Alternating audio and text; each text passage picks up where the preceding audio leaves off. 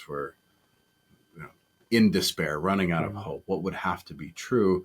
And in order for someone to grasp onto the possibility or the reality of something seemingly distant being true, we have to open up. We have to have hope. Welcome to the Value Factory Podcast, brought to you by OneAccord. We're all about helping businesses thrive and grow through leadership, strategy, and meaningful impact. Now, whether you're a seasoned executive or just starting out, our goal is to provide insights and inspiration to help you navigate your journey. Thanks for tuning in.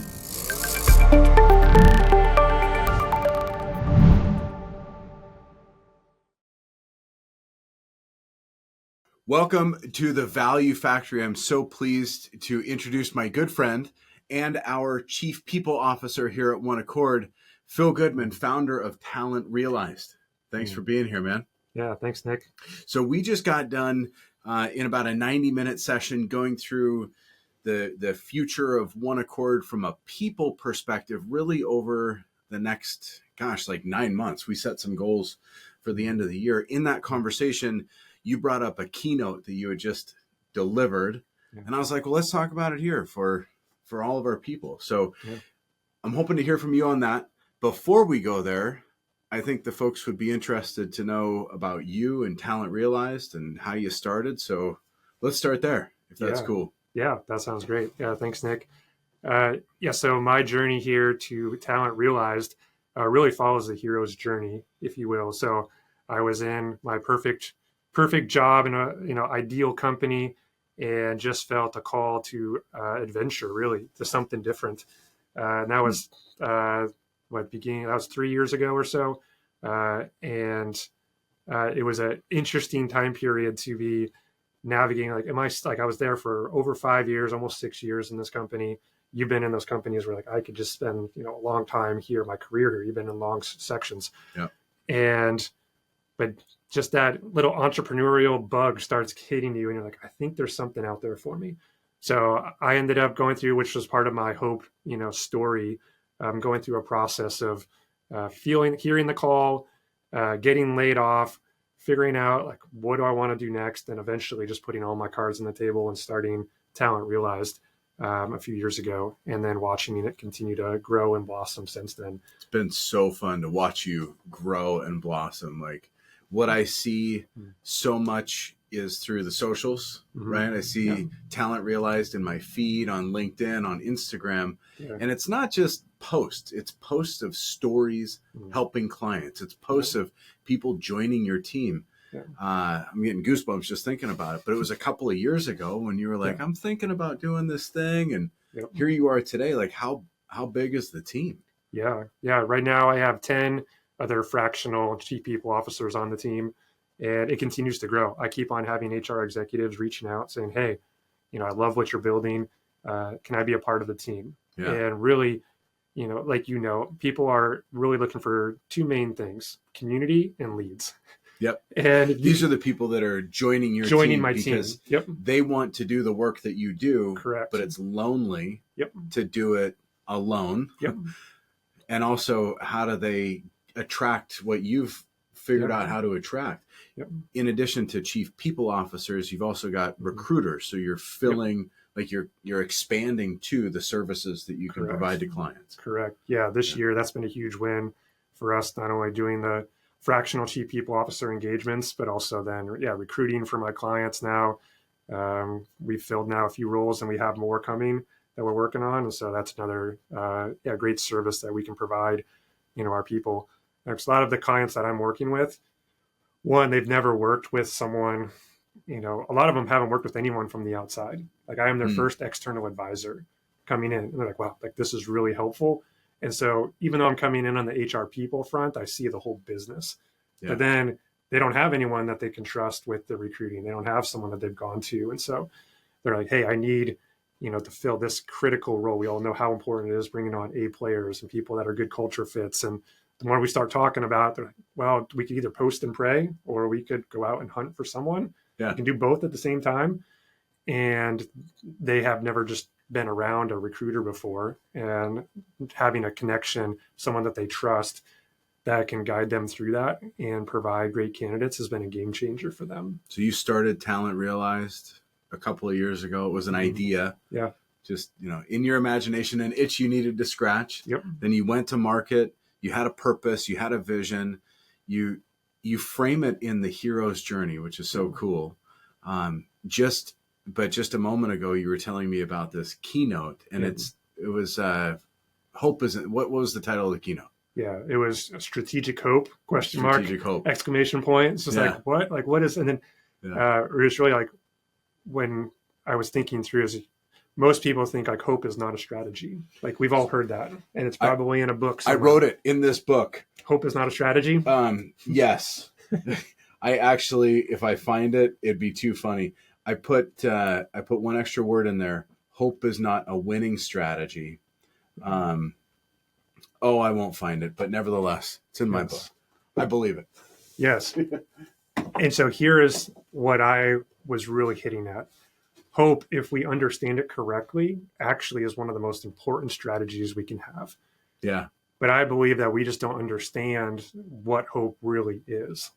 And that's what I've been wanting to communicate and what I wanted to, really leave people with. Because that, at the end of the day, we are actually in the business of hope. Hope dealers. Yeah, we are hope dealers. And it's not just wishful thinking. Yeah. It's like we are actually practically using hope strategically at OneAccord. People are coming to us and they don't see a pathway. The obstacles seem like insurmountable. Yeah. And they might have a vision for where they want to go, but they don't know how to get there. And they need a guide that can come beside them and help walk them to that. Or they've tried and they've tried and they've tried. Yeah. And it's that moment of, what's the opposite of hope? I don't know. Despair. I think that's it. And the story that I can point to a couple of times over would be the owner that has tried to exit their company, either through a management succession. Mm-hmm. Just talked about this, tried to bring in the next generation and it didn't work out. Maybe it's family or maybe it's not. They tried to sell on the public market, like, okay, I can't hand the business off to anybody. Maybe I'll sell it. Mm-hmm. And the deal falls through in the 11th hour. And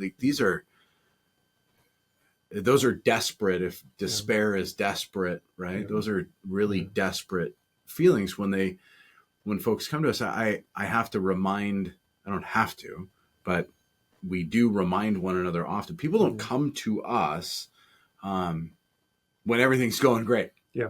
Yep. But they do come to us for hope.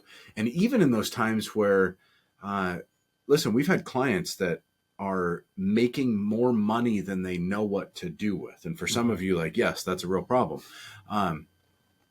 We just launched this new advertising campaign, this thing, and like there is more inbound coming. Mm-hmm. We don't have the systems on the back end. This is going to break us. Yeah.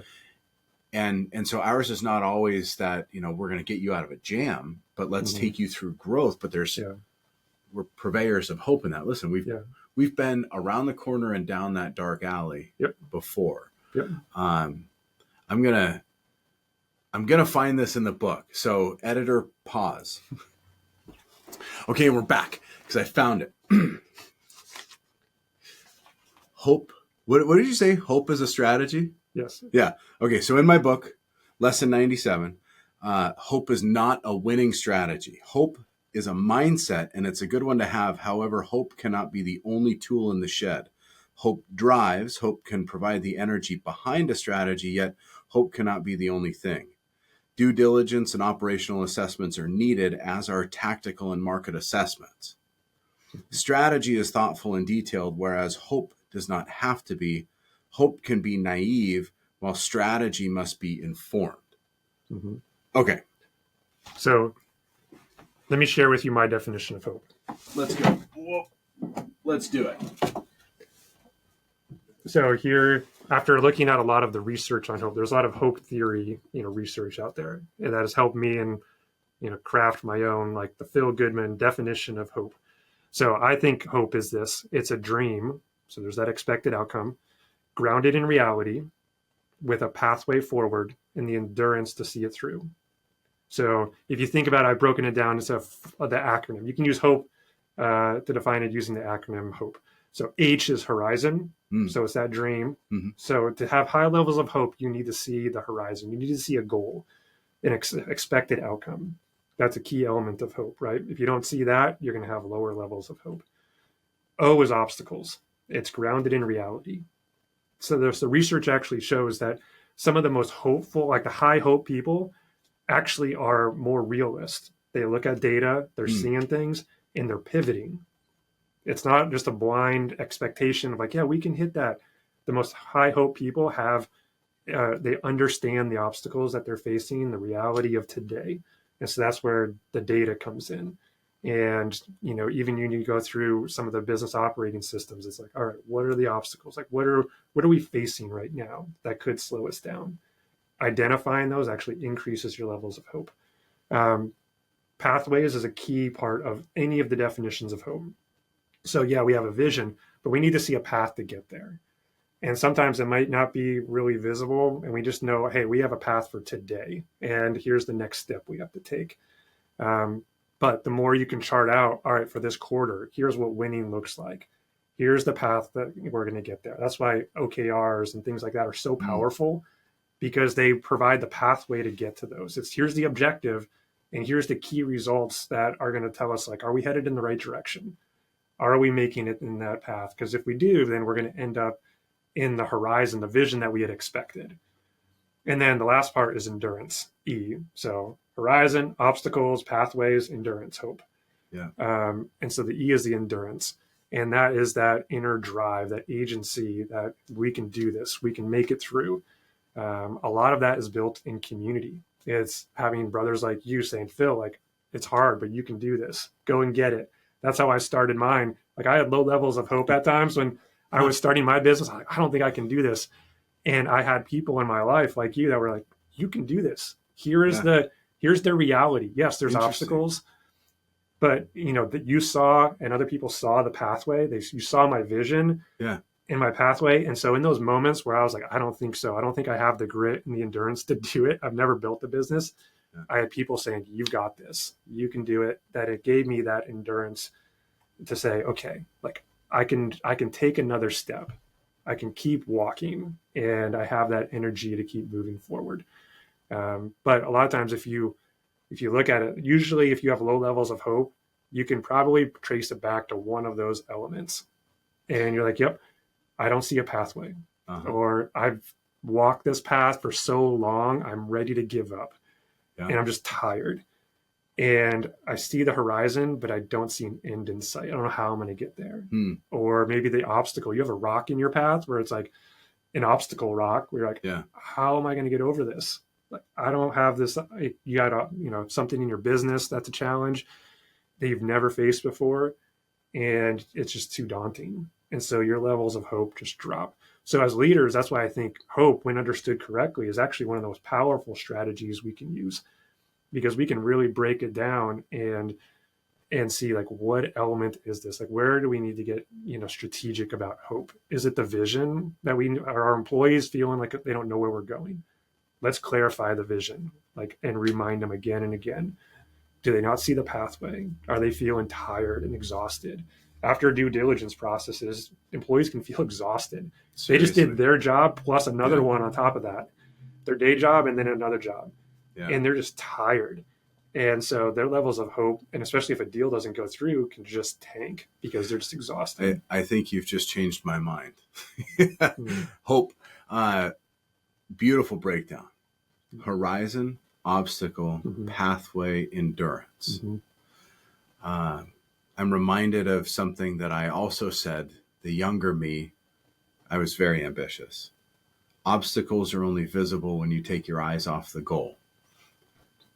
That can be a little too much hope. It's like, I'm just going to run through the brick wall, or I'm not going to see it. But applied in this framework that you've so beautifully articulated, that sometimes the obstacle is so big, I can't see the horizon. I'm going to look over it. Sometimes the pathway is so long, I run out of endurance. Or there's so many pathways, I don't know which to choose from. And any one of those, if I can't see the horizon, if the obstacle looks too big, if the pathway is not apparent or overwhelming, and I run out of endurance, that's where the loss of hope, that despair comes in. Mm-hmm. Beautifully said.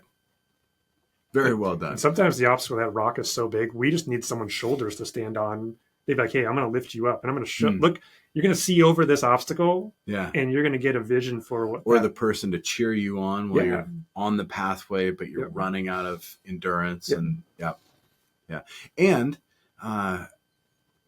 sometimes having that sage advisor, back to the hero's journey, the mentor that has made it around the obstacle, that can say, there's a pathway over here. You can make it around. Asking the questions and sharing the insight. Can I share a quick story, please, on that? Yeah. So one of the most powerful moments of hope that I've seen in a movie, in a documentary, was in The Rescue. It's about the Tide.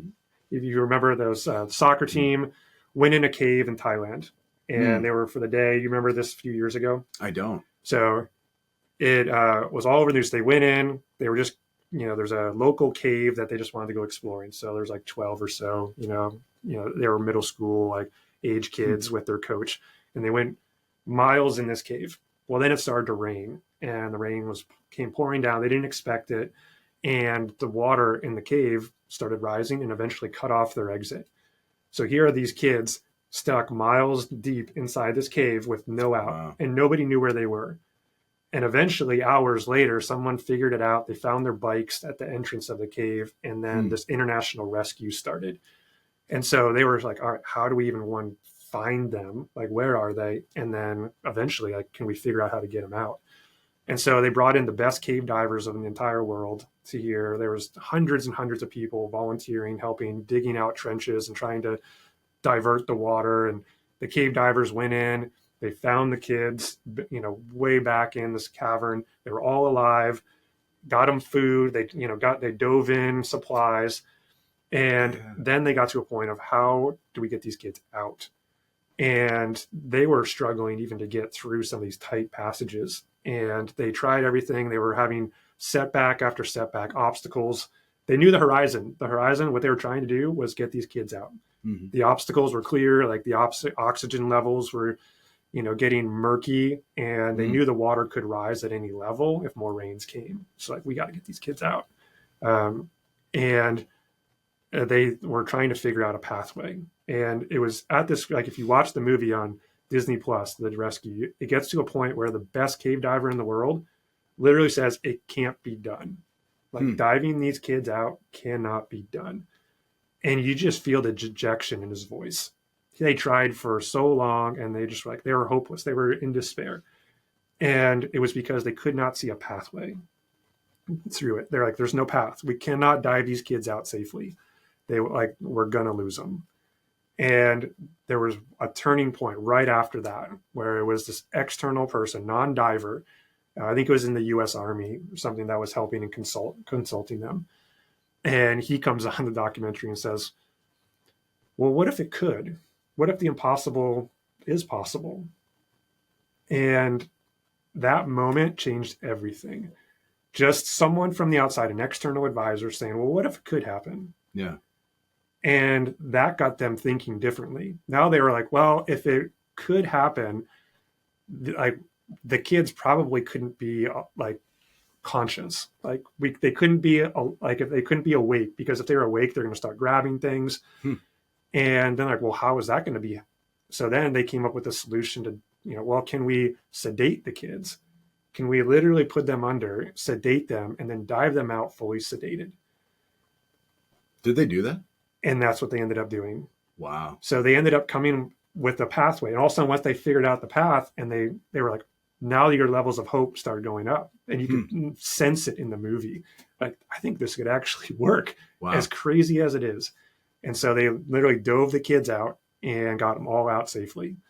But it was that moment where they had given up hope, and it was somebody else from the outside, someone that wasn't a diver, just saying, well, what if it was possible? And, That's amazing. And that's where I think the power of having people that are speaking, words of wisdom and advice, and, that have been there, that can see things differently, that aren't in it, and can give you that insight, that moment of strategic hope. Like, okay, I see this, I see where you're stuck. Now let's explore like what could be. And here's options that I've seen. What about some of these? And you just get people thinking differently. But it was such a powerful story of hope. One of my favorite minds in the modern day business arena is Alex Hormozy. Mm-hmm. And I've heard him ask the question, what would have to be true for that to happen? Mm. Very similar. Yeah. What if it were, what would have to be true? Yep. Well, the kids would, they'd have to be sedated, right? But we think about that in the context of our own companies and our own lives, as we're searching for pathways, as we're in despair, running out of hope. What would have to be true? And in order for someone to grasp onto the possibility or the reality of something seemingly distant being true, we have to open up. We have to have hope. We can keep coming back to this, right? Yeah. So good. Thanks for sharing these thoughts. Yeah. We're going to have to do this conversation again. We just had a brief couple minutes to hang out in the Value Factory. Phil? Let's go. Let's go. Thanks, Nick. Yeah.